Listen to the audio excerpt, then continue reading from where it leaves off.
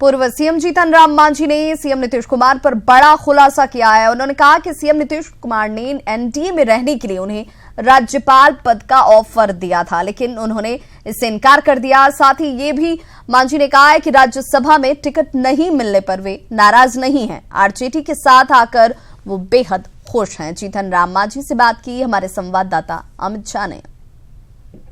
राज्यसभा की गहमागहमी थी। बीजेपी के नेता ताबड़तोड़ कमेंट कर रहे थे जीतन राम मांझी जी पे कि राज्यसभा नहीं गए, आखिर ऐसा क्या हो गया। हालांकि हमने तो पहले ही दर्शकों को बता दिया था कि राज्यसभा को लेकर कोई बातचीत नहीं हुई है, लेकिन विधान परिषद को लेकर जरूर आपकी इच्छा है कि 2 उम्मीदवार आपके पार्टी से आरजेडी भेजे। निश्चित रूप में हम एनडीए में थे तो हमारी यही लड़ाई थी कि जीतन मांझी, जैसे पहले कहा कि जीतन मांझी को कोई पद नहीं चाहिए, और इस मायने में हम नीतीश कुमार को कहना चाहते हैं। उन्होंने भी हमसे कहा था कि मांझी जी आपके लिए सोचा गया है। तो हम भरवेट्टम उनको कहा था कि हाँ, हमको मालूम है कि हमको राज्यपाल बनाने की बात चल रही है, लेकिन हम कोल्ड स्टोर में नहीं जाना चाहते हैं। हमारे देश में एक कतरा खून भी रहेगा, वो गरीबों के लिए हम लोग मूव करेंगे। एक जाके भाषण देना और कोल्ड स्टोर में पड़ा रहना, ये हमको गवारा नहीं है।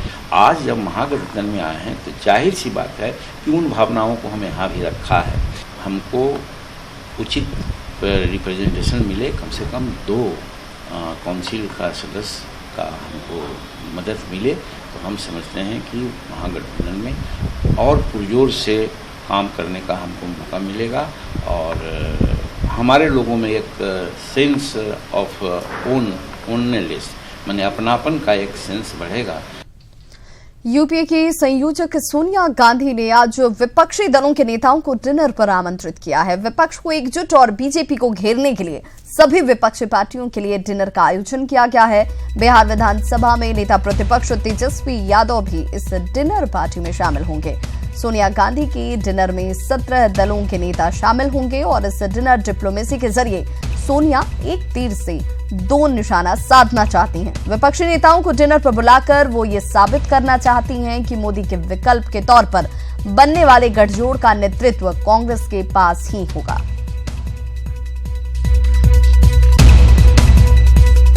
तो डिनर डिप्लोमेसी के पीछे एक तीर से 2 निशाने साधने की कोशिश सोनिया गांधी की तरफ से की जा रही है। यहाँ एक तरफ से विपक्षी एकजुटता भी दिखाया जाना और जो ये विपक्षी एकजुटता होगी उसका नेतृत्व कांग्रेस के पास होगा, ये संदेश भी देने की कोशिश की जा रही है। तो 2019 को लेकर के ये डिनर डिप्लोमेसी कितनी कारगर साबित होती है, गोलबंदी के जरिए क्या कुछ संदेश दिया जाता है, इसके मायने क्या हैं इस डिनर के जिसका आयोजन सोनिया गांधी की तरफ से किया गया है, और क्या 2019 की तैयारियों से जोड़कर ये तमाम कवायदें की जा रही हैं।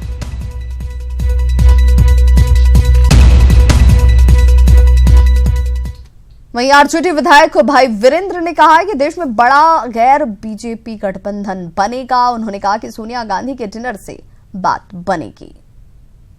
देखिए, आप सभी जानते हैं कि महागठबंधन का स्वरूप बड़ा होने जा रहा है और उसी डिनर में ये लोग तय करेगा कि उस महागठबंधन में इस एनडीए के खिलाफ में इतना बड़ा महागठबंधन बनेगा कि एनडीए ये नाम ही सुनकर वो खत्म हो जाएगा। बिहार विधानसभा के बाहर आज भी आरजेडी विधायकों ने जमकर हंगामा किया। सूबे के मुख्य सचिव अंजनी कुमार सिंह की चारा घोटाले में संलिप्तता को लेकर विपक्षी सदस्यों ने हंगामा किया और मुख्य सचिव के गिरफ्तारी की मांग करते हुए नजर आए।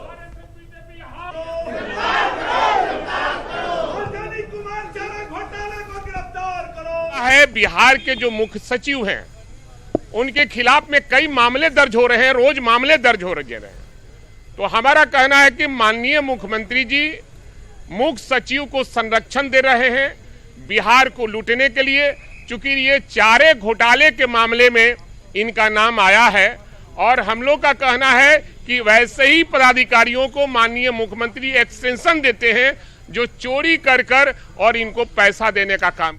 पूर्व सीएम राबड़ी देवी ने सीएम नीतीश कुमार पर बड़ा हमला बोला है। उन्होंने पूछा कि भ्रष्टाचार के आरोपों से घिरे मुख्य सचिव के मामले में नीतीश की अंतरात्मा क्या कुछ कह रही है, आत्मा कब तक उनकी जागेगी। कुमार यहाँ के मुख्यमंत्री हैं, उनका आत्मा नहीं जाग रहा है, मंत्री जो है सचिव, इन पर आत्मा उनको जागना चाहिए। नीतीश कुमार को कहाँ आत्मा मर गया है क्या? नीतीश कुमार क्या आत्मा मर गया है? अब जागरूक नहीं है। खाली यादवों पर चलता है गोली क्या? खाली यादव पर गोली चलता है और कोई पर नहीं। इनको तो अपने ही भी बर्खास्त होना चाहिए, इनको भी बर्खास्त करना चाहिए।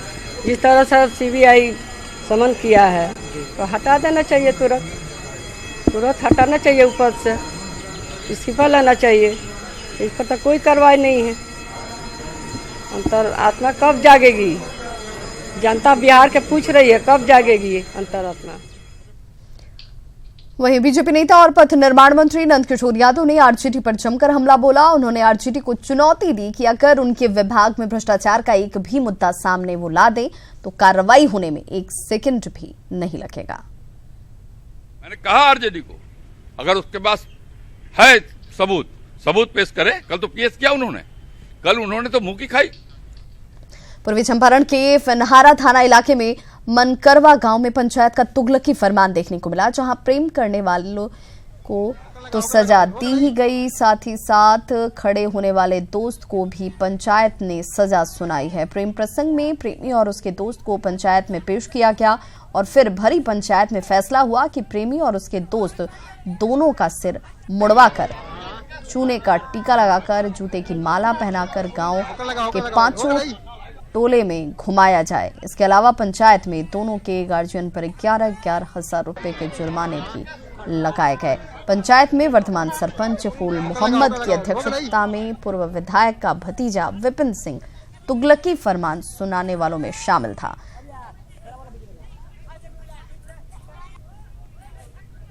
लोगों को 11,11 हजार रुपया अभी जमा करना और मैंने लड़का को बुलवाइए दोनों को और एक हजाम बुलवाइए। हजाम से माथा कमवा के, चूना का टीका लगा के, जूता का माला पहना के 5 टोला मन करवा में बहुत है बढ़िया। ठीक है, गार्जियन लोगों को 11,11 हजार रुपया अभी जमा करना और मैंने लड़का को बुलवाइए दोनों को और एक हजाम बुलवाइए।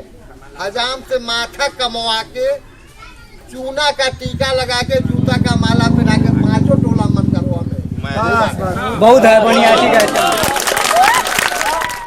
पटना के रामकृष्ण नगर इलाके में स्थित एक मंदिर में पिछले कुछ दिनों में चोरी की 4 घटनाएं सामने आ चुकी हैं। मंदिर में लगे सीसीटीवी कैमरे में चोर की तस्वीर भी कैद हुई है।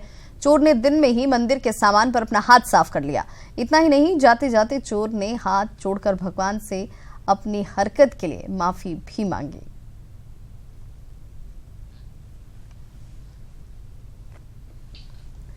पटना यूनिवर्सिटी छात्र संघ के नवनिर्वाचित अध्यक्ष दिव्यांशु भारद्वाज और उपाध्यक्ष योशिता पटवर्धन का निर्वाचन रद्द कर दिया गया है, जिसके बाद एबीवीपी सदस्यों ने वीसी कार्यालय का गेट तोड़ने की कोशिश की है, जिसके बाद भारी संख्या में पुलिस बल की तैनाती कैंपस में कर दी गई है। दिव्यांशु पर एक साथ 2 कॉलेजों में एडमिशन जबकि योशिता पर नियमों के उल्लंघन का आरोप लगा है।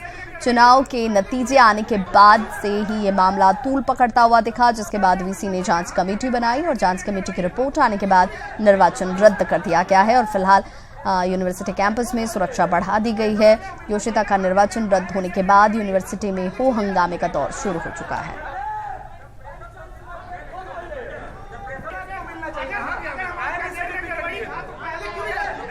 दरभंगा बस स्टैंड के पास ताबड़तोड़ फायरिंग की घटना घटी है, जिसमें 2 लोग जख्मी हुए हैं। दोनों का इलाज डीएमसीएच में चल रहा है। हालांकि इसमें से एक युवक की स्थिति नाजुक बताई जा रही है, लेकिन इस घटना को अंजाम देने वाले किसी भी शख्स की गिरफ्तारी नहीं हो पाई है। बताया जा रहा है कि वर्चस्व को लेकर के यहां बस स्टैंड पर 2 गुट आपस में उलझते हुए नजर आए और इस बाबत गोलीबारी की घटना घटी है, जिसमें 2 लोगों की स्थिति गंभीर बताई जा रही है। डीएमसीएच में इनका इलाज चल रहा है। गोपालगंज के भोरे थाने में तैनात एएसआई का वीडियो वायरल हो रहा है, जिसमें एएसआई खर्चा पाने के लिए 500 रुपए मांगते हुए दिख रहे हैं। एएसआई का नाम राज भरत प्रसाद है। दरअसल खाड़ी देशों में काम करने के लिए जाने वालों के लिए सरकार ने पुलिस क्लियरेंस सर्टिफिकेट अनिवार्य कर दिया है। पुलिस विभाग में तैनात कुछ अधिकारी खर्चा पाने के नाम पर घूस लेकर पूरे महकमे को बदनाम कर रहे हैं। बेरोजगार युवक दूसरे देश में काम करने के लिए जा रहे हैं, लेकिन उससे पहले यहाँ के दलालों को उन्हें खुश करना पड़ता है। आप खुद देखिए इन तस्वीरों को कि कैसे एएसआई पैसे की मांग कर रहे हैं, और जब परिवार कम पैसे दे रहा है तो एएसआई ये कहता है कि वो कोई चौकीदार नहीं है। फिर महिला उसके टेबल पर 500 रुपए का नोट रखती है और तब एएसआई पैसे अपनी जेब में रखकर आराम से जाने की बात कह रहा है। हालांकि घूस लेना और देना दोनों ही अपराध है। ईटीवी भी इसका विरोध करता है, लेकिन ऐसी तस्वीर देखकर पुलिस महकमे पर सवालिया निशान जरूर खड़े हो रहे हैं। एसपी रवि रंजन कुमार ने दारोगा को निलंबित कर दिया है।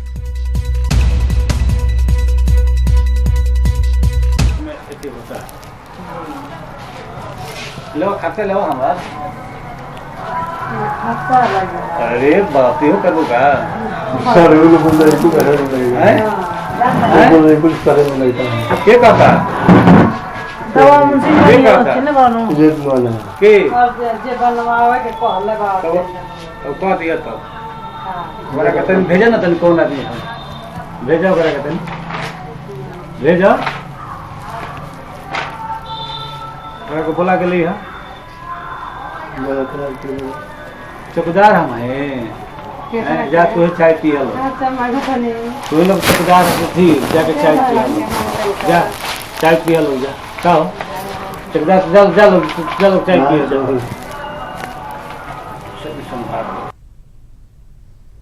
तो इन तस्वीरों को देखिए किस रौब के साथ ये दारोगा पैसे की डिमांड भी कर रहा और उसके बाद कम पैसे दिए जाने पर खुद को ये कहते हुए दिख रहे हैं कि चौकीदार नहीं हूं और इसलिए पूरे पैसे जिसकी डिमांड की जा रही है वो दीजिए, और पैसे दिए जाते हैं और उसके बाद इन पैसों को रखकर वो यहां से जाने की बात कहते हुए नजर आ रहे हैं।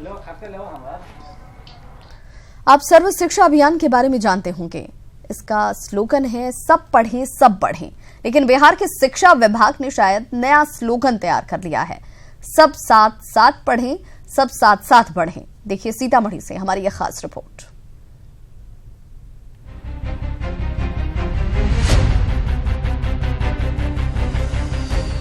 दो अलग अलग स्कूलों के एक एक कमरे में चल रही ये कक्षाएं अपने आप में संपूर्ण विद्यालय हैं।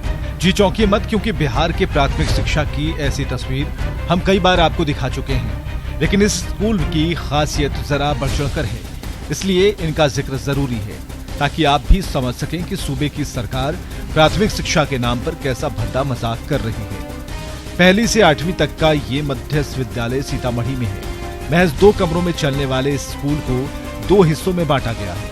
आधा स्कूल पहली से 5वीं कक्षा तक चलता है, यानी स्कूल का प्राइमरी सेशन शहर के जानकी स्थान मोहल्ले में है, जहां एक ही कमरे में 5 कक्षाओं की पढ़ाई होती है। यानी ककहरा सीखने वाले बच्चों को सीधे 5वीं कक्षा की फर्राटेदार हिंदी सिखाने की नाकाम कोशिश होती है, तो 5वीं के बच्चे को पहली कक्षा के बच्चे के साथ ककहरा पढ़ाकर उसकी जड़ मजबूत की जाती है। इस स्कूल का junior high school session 2 kilometre एक दूसरे विद्यालय के इकलौते कमरे में चलता है, जहां 3 कक्षाओं की पढ़ाई होती है।